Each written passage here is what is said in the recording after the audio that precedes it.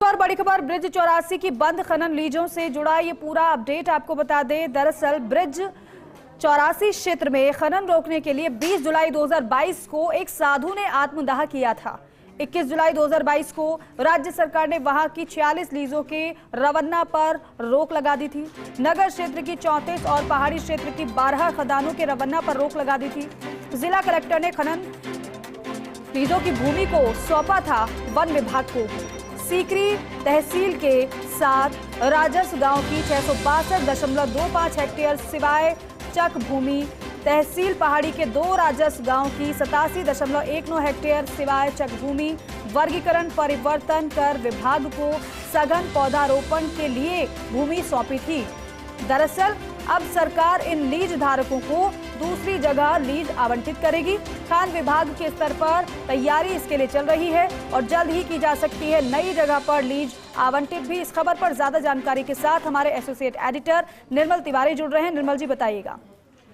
देखिए दीपिका, 20 जुलाई 2022 को एक बड़ी घटना हुई थी ब्रज 84 के अंदर। आपको भी पता है, सबको पता है कि एक साधु थे हरिदास जी, उन्होंने आत्मदाह इसलिए कर लिया था क्योंकि वो चाहते थे कि जो पूरा ये कनकांचल पर्वत और ये बद्री का जो था क्षेत्र में, ब्रज 84 क्षेत्र का जो जहाँ आदि बद्री वाला क्षेत्र है पूरा का पूरा, उसके अंदर वो चाहते थे कि खनन को रोक दिया जाए क्योंकि खनन के होने से वहां पर धार्मिक महत्व खत्म हो रहा था और धार्मिक महत्व की भूमि पर वहां दबंग जो लोग थे उनका राज एक तरह से पनप गया था।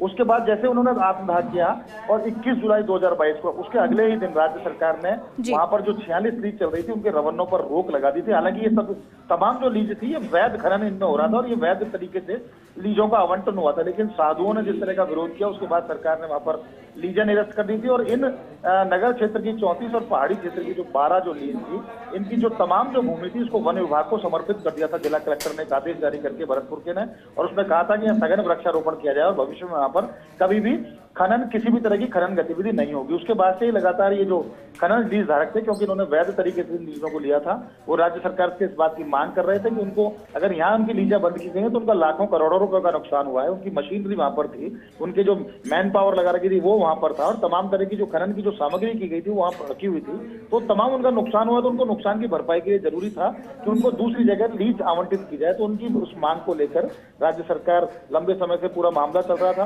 विभिन्न स्तर पर राज्य सरकार में। अब खान विभाग इन लीज धारकों को दूसरी जगह ये 46 लीज आवंटित करेगा। इसमें चिन्हित की जा रही है कि किस जगह पर उनको लीज आवंटित की जाए, कौन से मिनरल की लीज थी ये देखा गया है, लीज का साइज क्या था, उसके अकॉर्डिंग ही तमाम तरह की तैयारी की गई है। सूची तैयार की जा रही है और जल्दी एक नोटिफिकेशन जारी करके इन 46 लीज धारकों को अलग से अलग अलग स्थानों पर लीज आवंटित की जाएंगी ताकि इनका नुकसान भी ना हो।